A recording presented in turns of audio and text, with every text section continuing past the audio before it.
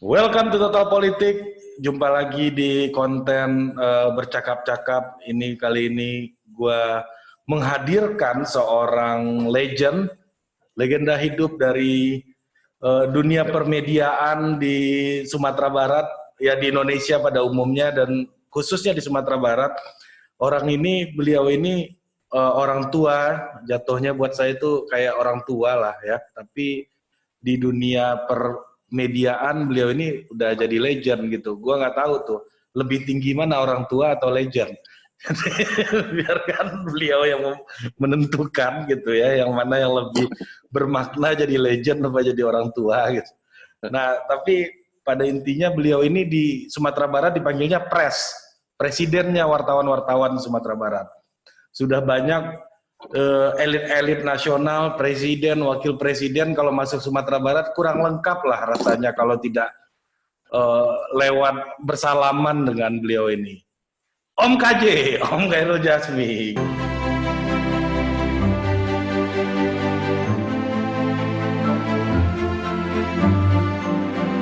Gimana Om sejak jadi YouTuber ini kabarnya? Alhamdulillah sehat hari ya. Tambah gemuk saya lihat, subur. Begini, hari ini di channel Total Politik ya. Ya. Pendengarnya luar biasa, tamu-tamunya luar biasa, tak teriringi oleh saya. Ampun Om, gimana? Nah, Janganlah Om yang kita aja yang mengiringi Om, jangan sampai Om yang ngiringi kita. Kita yang mengiringi. Pertama soal legend itu Kongguan. Yang kedua, kalau orang tua marah Picasso, kata Picasso begini, muda tak mengenal usia. Begitu. Iya. Jadi Om KJ bukan orang tua nih ya. Bukanlah orang muda, tapi ya umurnya agak banyak.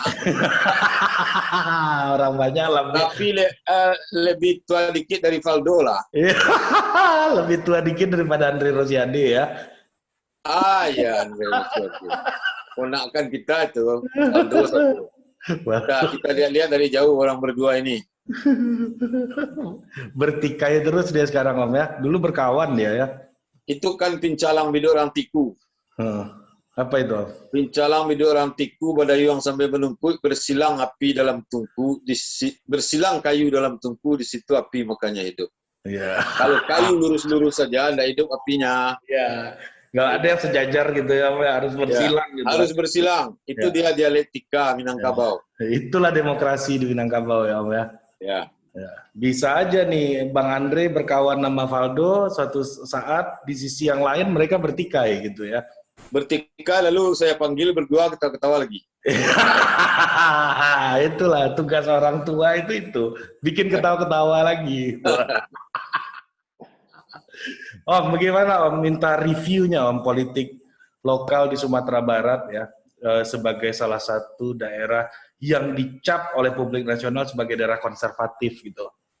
Kalau di Amerika itu kayak inilah, kayak Wisconsin ini, berat kemungkinan Demokrat menang gitu. Texas gitu, Sumatera Barat tuh kayak Texas lah kalau di Amerika. Ya kayak Texas ya. Jadi begini, memandang Sumatera Barat itu, apa yang disebut orang itu bisa jadi benar, bisa jadi tidak. Kenapa bisa jadi benar? Karena kacamatanya kacamata Indonesia. Sementara Minangkabau itu adalah bagian dari Indonesia. Republik yang didirikan dengan pasak-pasak 13 suku bangsa, salah satunya Minang. Nah, yang kedua, orang Sumatera Barat itu bicara dengan kiasan untuk seluruh hal. Jadi susah memotretnya tanpa kiasan. Misalnya seperti kayak saya sebut tadi, bersilang kayu dalam tungku itu hanya ada di sini. Nah itu maknanya bisa satu buku. Jadi memandang Sumatera Barat itu, kata Buya Hamka, jangan kau bercerita tentang Mekah kalau kau belum ke sana. Kan? Memandang Sumatera Barat, apa yang dikatakan orang itu dari perspektif keilmuan benar. Tetapi memandang Sumatera Barat secara seperti itu bisa jadi tidak benar. Karena itu jangan menuduh bahwa Sumatera Barat konservatif. Ada hal-hal yang orang lain tidak tahu. Dan yang orang lain yang tidak tahu itu disebabkan oleh dua hal. Pertama, dia tidak menggali. Kedua, orang Minang yang tidak memberitahu. Iya, betul. Kan? Betul. Jadi di Sumatera Barat itu ada dua hal yang paling penting. Pertama, tanah jangan diganggu. Kedua, agamanya jangan diganggu. Soal politik, soal calon terserah siapalah. 7 kali saya katakan, siapa akan jadi gubernur, siapa akan jadi bupati, siapa akan jadi presiden, terserahlah. Begitu. Atau siapa suami ibu kita, itu ayah kita. Itu analog, itu satir yang dibuat dari keseharian. Itu yang pertama kalau soal politik. Lalu kenapa? Dan satu hal kan Ari tahu, egaliternya orang. Bisa jadi orang lain juga egaliter. Tetapi menurut buku yang ada, menurut kajian-kajian yang ada, orang Minang itu egaliter. Nah, bagaimana egaliter orang Minang itu? Orang luar Minang yang tahu atau orang Minang yang tinggal di daerah lain? Nah, itu. Ari yang tinggal di Jakarta, melihat enggak? Betul enggak orang Minang itu egaliter? Nah, itu. Itu, Rik. Ya, Om. Nah, jadi reviewnya untuk 10 tahun belakangan ini gimana, Om? Nah, Benar 10 tahun itu dua kan poin penting tadi yang Om sampaikan tadi itu gimana 10 melihatnya? tahun Sumatera Barat dipimpin oleh Profesor Irwan Priyetno, gubernur ya. Ya. Sekarang Pak Itu, Mantan. sekarang mantan beliau. Ya, Mantan. Lalu sekarang disambung oleh Buya Mahyildi. Sama partainya. Ya kan? Ingat enggak kita ketika Sumatera Barat dipimpin oleh orang dari partai lain sebelum PKS ini? Suasananya. Pak Gamawan, ya. Pak Gamawan. Ya. Sebelum Pak Gamawan ada Pak Zainal Bakar. Sebelum Pak Zainal Bakar ada Pak Muklis Ibrahim, ada Pak Hasan Basri Durin, ada Pak Azwar Anas. Ya. Bagaimana kecenderungan beliau memimpin adalah baik. Bahkan ada yang sangat baik. Tapi ada yang marah juga kepada beliau. Ya nak? Ketika Irwan Priyetno yang PKS, yang memimpin Sumatera Barat, ada yang menyebut bahwa beliau itu berat ke PKS. DPR juga. Dari awal itu yang terjadi. Tapi menurut Ari, kalau orang partai lain sekarang yang memimpin Sumatera Barat 10 tahun, apakah tidak seperti itu? Atau lebih daripada Irwan Priyetno? Kita tidak bisa tahu, ya kan? Nah, yang ingin saya sampaikan, jika ada kesan bahwa Irwan Priyetno berat ke PKS, tentulah iya dia orang PKS. Iya, betul. Nah, dia aja orang PKS. Itu berat dia ke Golkar, tidak mungkin dong. Ya, apalagi berat ke Tetapi PKB. menurut saya itu dalam masih dalam batas kewajaran. Itu kalau dinilai gubernurnya. Suasana PKS-nya bagaimana? Kan gitu ya.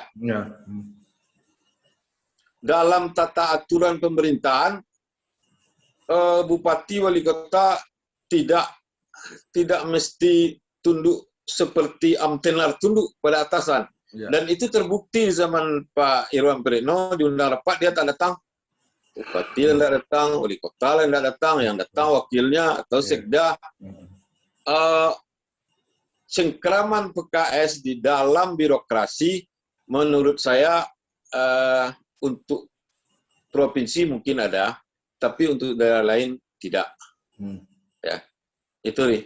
Berarti bisa kita bilang Sumatera Barat itu ya juga nggak daerah-daerah PKS banget ya. Terlihat dari hasil pemilu sejak 99 nggak ada partai Islam yang menang gitu loh. PKS suaranya solid. Ya. Jumlahnya di sekitar itu, Ari tahu. Kemarin ini yang menang Gerindra kan, suaranya dia bisa mencalonkan 1 gubernur. Ya, 20% dia lebih. Sendirian, terbang melayang di angkasa. Sendiri dia bisa. Partai lain bersatu. Bersama Andre Rosiade. Bersama Andre Rosiade. Tetapi kemarin ini kenapa bukan PKS yang menang? Iya. Pemilihan gubernur. Ya PKS kan yang menang, Gerindra yang kalah kan. Ya, kenapa PKS yang menang? Padahal dia di dalam pemilihan legislatif tidak menang. Nah, itu. Ada apa? Nah, itu pertanyaan saya juga tuh. Justru itu Pertanyaan yang saya tanyakan, Om.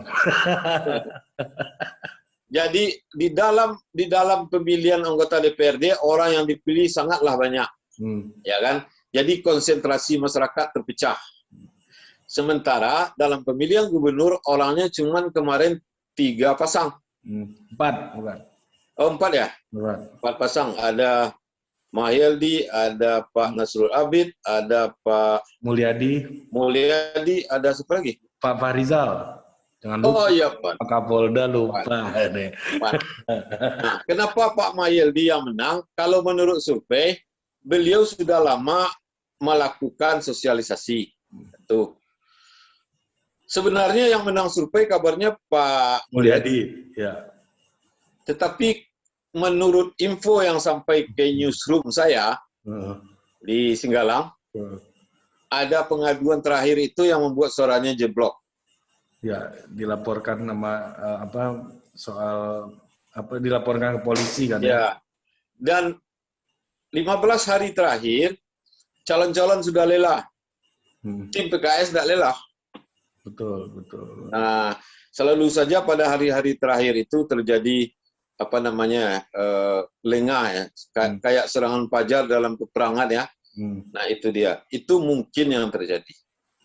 Kita juga nggak tahu karena kita tidak mengikuti secara tuntas. Ya, kalau Om melihat ya, kan banyak orang bilang kalau ke Sumatera Barat nih harus kuat Islamnya, harus kuat agamanya gitu kalau mau jadi pemimpin atau politisi di Sumatera Barat gitu ya.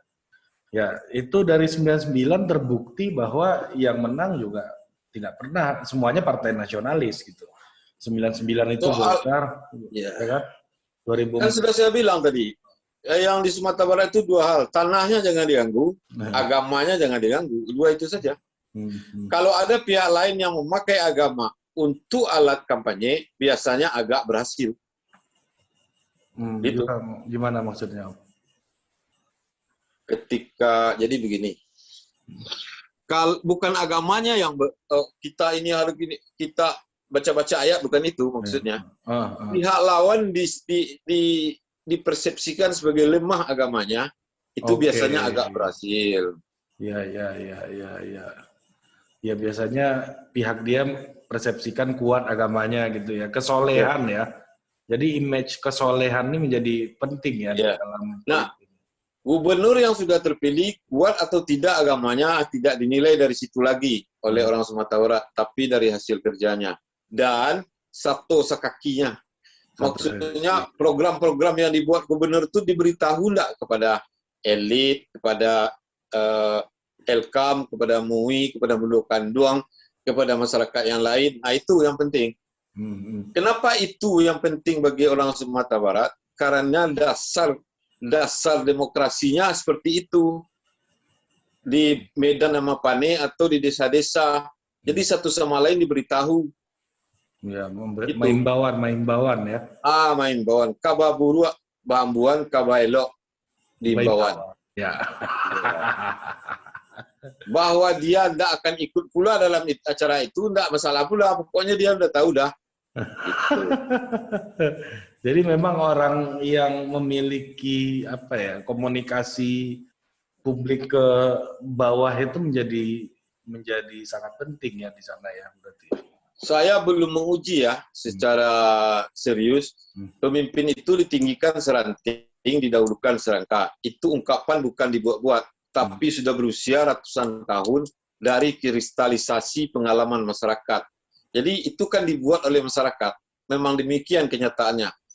Nah, itu ditinggikan seranting itu akan terlihat ketika pemimpin bertemu rakyatnya.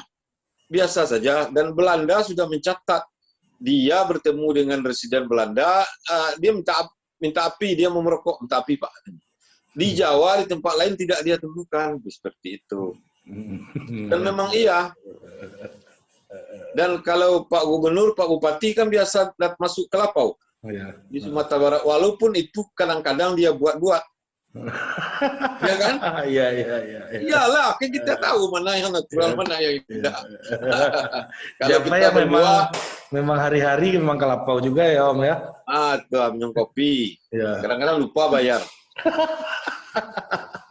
Itu, Ri.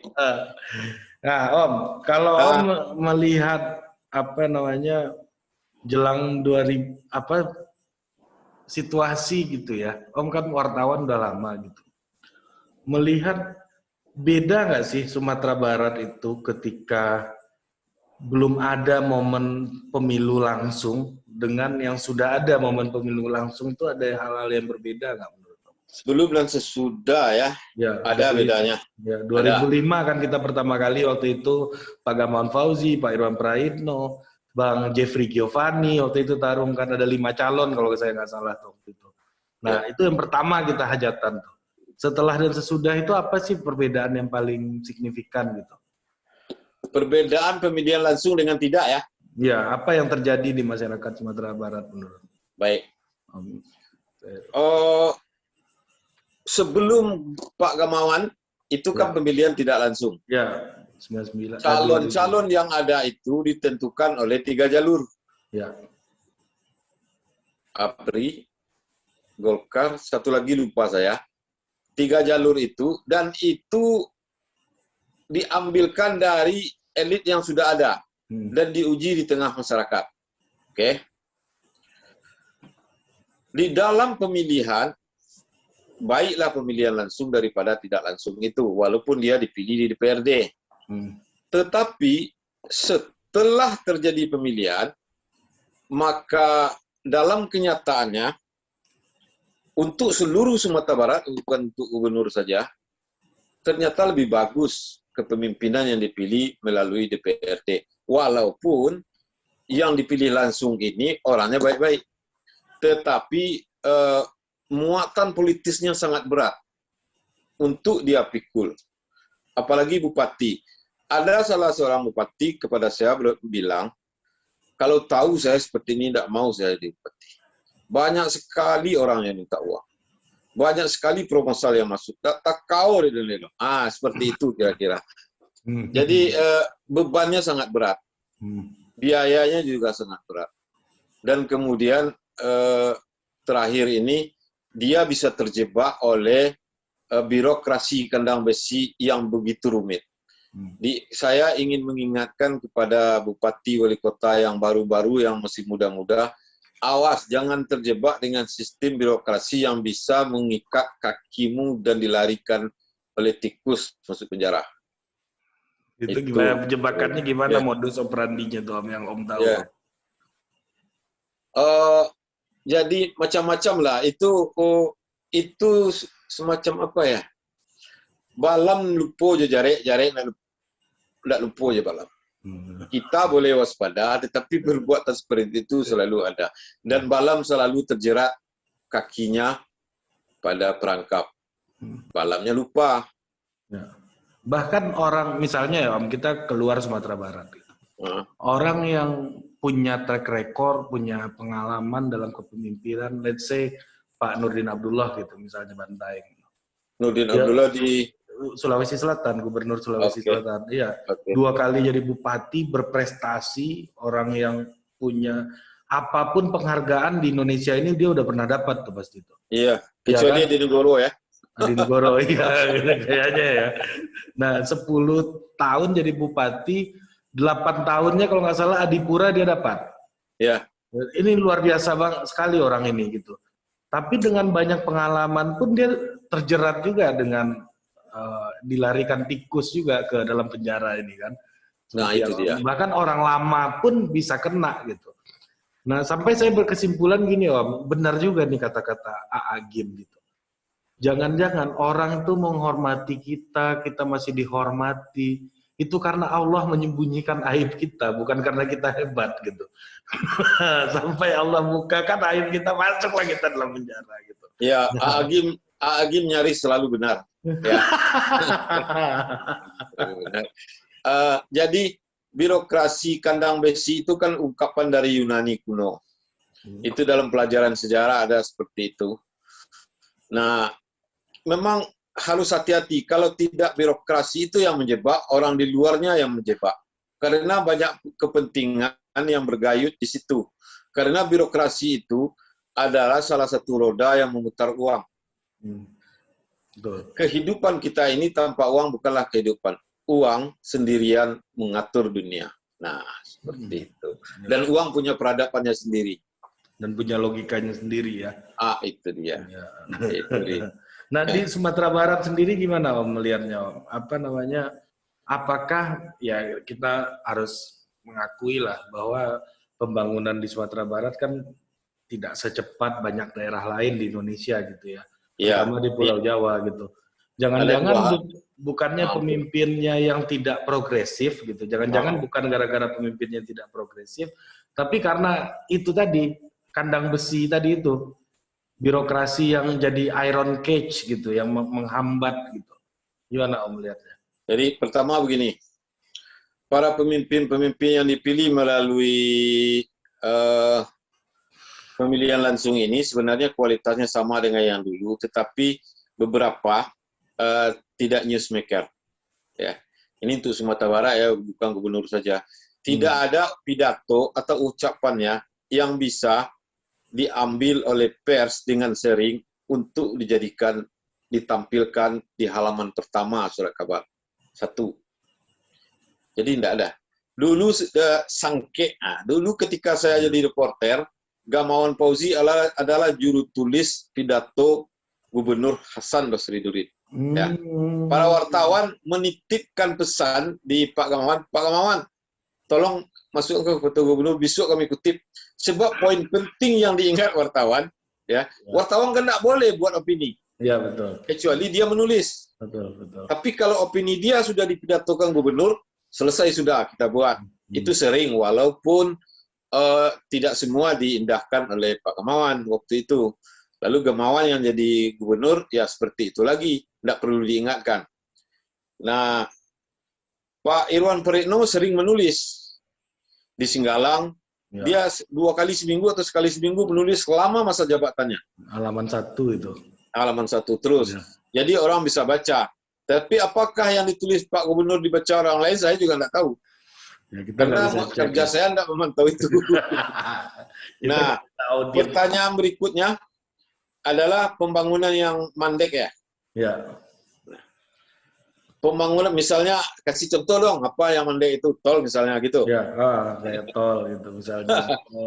Tol Sumatera Barat. Banyak lah. Nah, tol itu panjangnya rencana 36 km dari Padang ke Cincin. Ya. Terus sampai ke Pekanbaru, tapi yang dari Cincin ke Pekanbaru belum diurus. Tapi baru diurus oleh konsultan.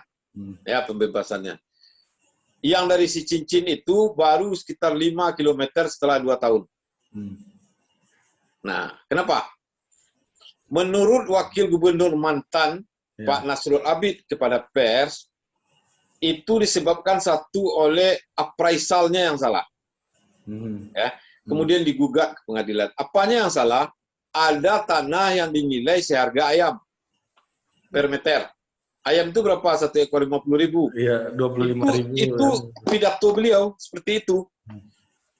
Tentu masyarakat tidak mau, ya kan? Tadi kan sudah saya bilang ada 2 hal yang jangan diganggu, agamanya satu, tanahnya satu. Kenapa tanah? Dari luas Sumatera Barat itu 2/3 adalah gunung, danau, dan hutan serta sungai. Sepertiga yang bisa diolah. Setiap keluarga di Sumatera Barat maksimal punya setengah hektar saja tanah. Sebagian besar itu adalah tanah ulayat. Ya, tanah ulayat itu misalnya Datuk Ari yang punya, sampai ke hari jumlahnya sudah 60 orang atau 100 orang, tanah itu selebar itu juga. Akhirnya tidak dikelola. Ketika akan ada investasi baru, pendapat seluruh orang itu harus diminta. Lambat, Ari ada di Jakarta, Dunsananya ada di Australia lagi, ada di Malaysia, ada di Palembang, semuanya harus kumpul 3 bulan dan selesai itu mendapatkan persetujuannya. Itu satu yang membuat lambat. Yang kedua, jadi pertama appraisal, kedua digugat ke pengadilan oleh pemerintah, oleh rakyat, dan ketiga soal tanah ulayat. Itu yang membuat lambat. Dan yang ketiga, yang membuat lambat juga, jalan tol itu menembus satu korong di Cincin kabarnya, dan habis korong itu. Maka harus dipindahkan. Fasilitas itu ada di proyek. Maksudnya keberatan-keberatan itu bisa diterima. Maka diterimalah, berbeloklah jalan tol itu sekitar 600 meter, makanya jadi 36,6. Lalu kenapa lambat Sumatera Barat? Terkesan orang Sumatera Barat berbelit-belit, mencari li-li yang benar seperti itu tadi. Appraisalnya rendah, harganya seekor ayam, ada yang seperti itu. Tentu masyarakat tidak mau. Buktinya digugat pengadilan, disuruh oleh pemerintah untuk digugat, karena yang membuat appraisal bukan pemerintah Sumatera Barat. Itu. Bahwa tanah ulayat masalah bisa jadi iya, bisa jadi tidak, karena tergantung approach-nya, pendekatannya. Ya itu juga di bypass itu juga ada kan, tanah lurus, habis itu jalannya begini. Itu. Ini yang saya lupa. Jadi ada yang seperti pokoknya tidak mau dia diganti rugi. Setelah jalan selesai, tanah dia tinggal, dia baru termenung. Oh, udah selesai jalan. Dia uruslah, tolonglah bayar punya dia. Ya lambatlah, 5 tahun, mana anggarannya nggak ada lagi. Dan itu sudah terbukti berkali-kali. Jadi memang pertamanya dipermasalahkan dulu, baik itu tanah wilayah atau tidak. Tapi banyak yang tidak bermasalah. Ya, lebih banyak yang tidak sih sebenarnya ya, Om ya. Tapi begini, itu kan dialektika, itu kan sebenarnya ringan saja. Masa pemerintah manja amat sih ngurus itu, kok selalu rakyat yang disalahkan? Iya. Ya kan? Iya. Masa ngurus itu aja? Nggak bisa. Iya. Kenapa? Kan manja nanti. Lebay. Lebay. Om, ini juga Om, cerita selama Om jadi wartawan dari reporter sampai sekarang gitu ya. Kira-kira ada nggak cerita yang banyak publik yang nggak terceritakan di publik tentang kepala daerah di Sumatera Barat lah, misalnya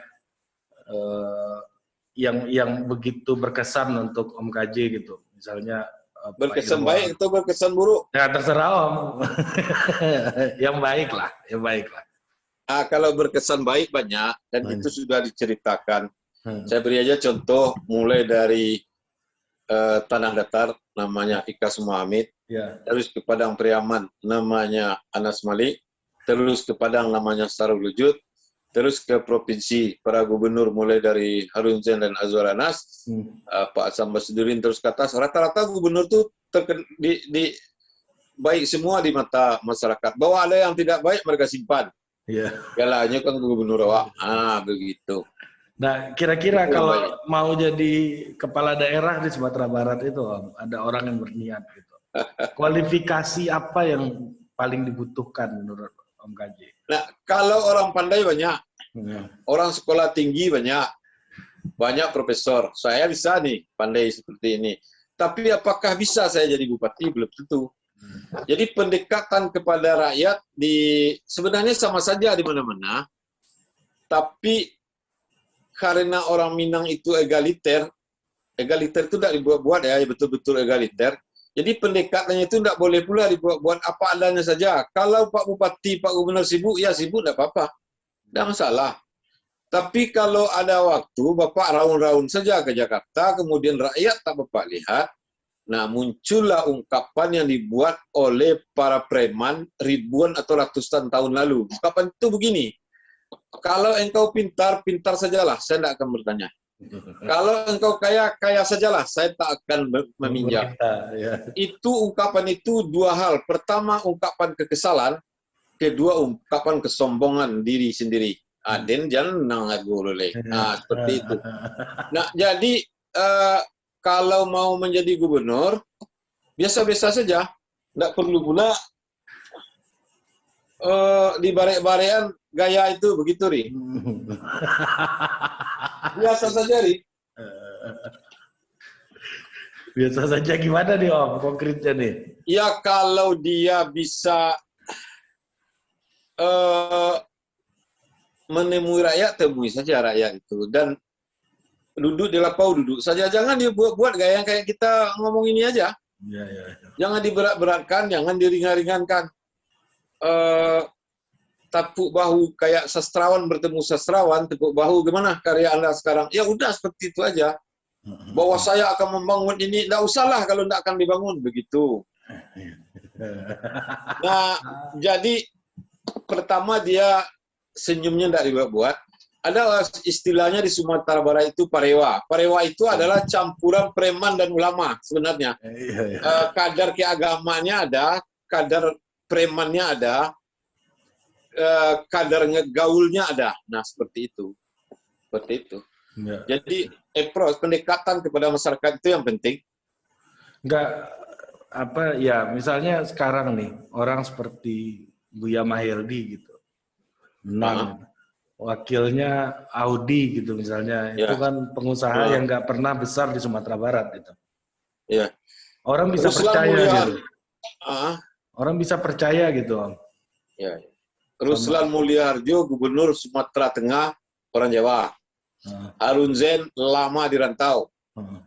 Azwar Anas di Pindad, tidak pernah di kampung. Pak Hasan Basri Durin, wali kota Jambi. Terus digantikan Pak Zainal Bakar baru. Kemudian Pak Muklis Ibrahim tidak pernah di kampung. Gamawan pernah di kampung. Irwan Pritno tidak pernah di kampung. Jadi itu bukan problem. Tidak masalah. Yang masalah adalah sudahlah tidak di kampung, kerjanya tidak ada. Itu baru masalah. Nah, Om, beda nggak sih sebenarnya, Om, orang di daerah Padang gitu, kalau di Sumbar itu kan selalu orang berpikir dapil 1, dapil 2 gitu. Ya. Ya kan? Sebenarnya beda nggak sih karakteristik politiknya antara dapil 1 dan dapil 2 itu, Om? Sama aja kayak garis katulistiwa, ada nggak? Nggak ada sih. Ada kan? Nah, ya itu. Jadi dapil 1, dapil 2 sama saja. Dia orang-orang Sumatera Barat semua kan? Iya. Cuma kan dibagi agar memudahkan KPU menghitung suara. Sumatera Barat itu sebenarnya alamnya lapang, tidak sempit, tapi bisa sempit kalau salah melihatnya. Itu aja. Wilayah 1, dapil 2 sama saja. Kalau Buya Maheldi, tidak ada masalah. Dia sudah jadi gubernur. Kalau sudah jadi gubernur, iya tidak ada masalah. Kecuali sebelum jadi gubernur. Tetapi bukan berarti dia tidak bisa dikritik, atau tidak boleh dikritik, atau tidak mau mengkritik. Tidak. Bahwa kritiknya melemah di pers, ini itu soal lain lagi. Ya, ya. Nah, kalau pemerintah Sumbar yang paling menurut Om paling dekat dengan media lokal dan yang mana sih sebenarnya dari dulu, Om? Gubernur yang dekat, Pak Azwar Anas itu dekat dengan media. Pak Harun Zain dekat. Semua dekat lah. Yang kurang dekat Pak Muklis Ibrahim karena beliau militer ya. Kalau Pak Gamawan apalagi dekat, Pak Hasan dekat, Pak IP dekat, Irwan Pritno dekat, tuh dia menulis di koran. Bukan hanya di koran saya, dia menulis, tempat lain juga menulis. Nah, masalahnya adalah dekatnya itu natural atau enggak? Nah, itu lagi. Oh, yang tadi natural itu dia, jangan dibuat-buat itu, ya natural. Dekat, gubernur dekat. Cuman ada wali bupati yang tak dekat. Ada yang dulu yang bilang dia nggak perlu koran. Buatlah berita sekedang tonggak. Buatlah berita sekedang tonggak. Nggak ada pengaruh sama saya. Nah, orang kayak gitu ya sudahlah. Ada berarti yang nggak percaya dengan media gitu bupati di Sumatera Barat ya? Bukan tak percaya, tapi dia tak mau diganggu. Ada beberapa bupati yang seperti itu. Dia nggak diganggu ya? Iya, tapi ya seperti itulah dia tidak bergerak dia. Karena dia tidak bergaul dengan komunitas. Nah, Om, satu lagi, Om. Apa sih yang membuat kepemimpinan di Sumatera Barat, bupati, gubernur gitu ya, tidak masuk radar dalam opsi kepemimpinan nasional? Terakhir Pak Gamawan lah, itu sampai Menteri Dalam Negeri ya. Setelah itu kan Pak Irwan gitu, atau bupati-bupati atau wali kota itu nggak dibicarakan gitu. Sementara trennya hari ini kita bilang Ridwan Kamil, Ganjar gitu, Anies, itu pemimpinan daerah semua yang kemudian bahkan Pak Jokowi yang menjadi presiden gitu ya, dianggap champion dari daerah dan dianggap sebagai salah satu opsi di nasional. Nah, bahkan sekarang Sumatera Barat menteri aja nggak ada orang Sumatera Barat kayaknya sekarang. Jangan-jangan ini seperti siang dan malam. Siang di Hawaii, malam di Hong Kong. Ya. Dulu seluruh gubernur Sumatera Barat jadi menteri. Ya. Sekarang giliran orang pula bisa seperti itu. Atau bisa karena persoalan politik. Bukankah gubernur Sumatera Barat itu orang PKS yang oposisi Pak Jokowi? Bukankah Pak Jokowi kalah telak di Sumatera Barat? Bisa juga karena itu. Bisa juga karena memang luput melihat Sumatera Barat. Bisa kan? Atau orang-orang Sumatera Barat, pers Sumatera Barat, tidak memberi support yang maksimal kepada gubernurnya atau tokoh-tokohnya untuk menjadi orang hebat. Tetapi menurut perbincangan kami di Padang, jadi menteri itu satu bagian kebanggaan di dunia politik. Tetapi dunia profesional, banyak sekali orang Minang yang kita mengangguk-angguk dibuatnya. Seperti itu. Mungkin bergeser ya. Tapi Kata Mursal Ihsan, Profesor Mursal Esten almarhum, bukan kita yang bodoh, bukan kita yang kurang tokoh-tokohnya, tapi daerah lain juga tumbuh seperti daerah kita dulu. Nah, iya, betul. Jadi dulu itu nggak ada opsi mungkin ya. dulu di zaman Balai Pustaka, tidak ada orang menulis novel. Ini orang Padang nulis semua. Iya, betul. 9 dari 15 itu orang Minang. Jadi ya iyalah. Iya, Pendiri iya. bangsa orang Minang juga, ya seperti itu. Nah, kenapa begitu? Karena memang dulu mereka sekolah banyak. Sekarang orang semuanya sekolah. Seperti itu. Iya, baiknya nggak sekolah orang semuanya ya, biar orang Minang aja yang di atas ya. Pak Anapis kan menulis buku Alam Takambang dari Guru. Nah, itu kalau dibaca dengan baik, sebenarnya orang Minang ini ada di mana-mana, di instansi apapun. Kalau ukurannya menteri, hari ini memang Pak Andrinov Ceniago kan kemarin jadi menteri, sekarang jadi komod jadi ya. komod. Posisinya itu lebih nyaman rasanya dari menteri bagi dia ya. Kalau bagi kita kan maunya dia jadi menteri. Kalau wamen adalah ya Pak Archandra Tahar atau siapa lah gitu. Tapi yang jadi menteri di posisi pokok dan gubernur pertama yang jadi menteri dalam negeri itu kan hanya dari Sumatera Barat. Sebelumnya kan militer semua. Iya, betul. Ya kan? Poin itu kan penting juga. Kalau mau mencari kebanggaan itu dia. Ya kan? Jadi banyak yang dibuat Pak Gamawan ketika itu. Banyak ya. Iya. Pak Gamawan terakhir ya yang menjadi. Enggak, bahkan sekarang untuk disurvei aja nggak ada yang masuk, Om. Orang Sumatera, mantan gubernur Pak Irwan misalnya, disurvei capres aja nggak ada yang masuk gitu. Oh, dia jadi ketua KPU ya sudah lah. Kemarin kan ada almarhum ketua KPU orang Padang ya. Iya. Kemarin ya. Nah, survei menjadi presiden di zaman sekarang lebih baik enggak, karena negeri ini sedang sakit rusuknya. Ya. Sedang sakit. Kita sedang bergolak politik. Kepala orang Indonesia sekarang sedang bergolak habis-habisan. Ya. Ya. Berarti memang ya bisa kita simpulkan bahwa ya masih menunggu gitu ya orang-orang ini. Tapi ya saya cukup optimis sih melihat Sumatera Barat hari ini sebenarnya ya. Misalnya banyak pemimpin muda gitu misalnya yang muncul gitu, anak-anak muda. Iya.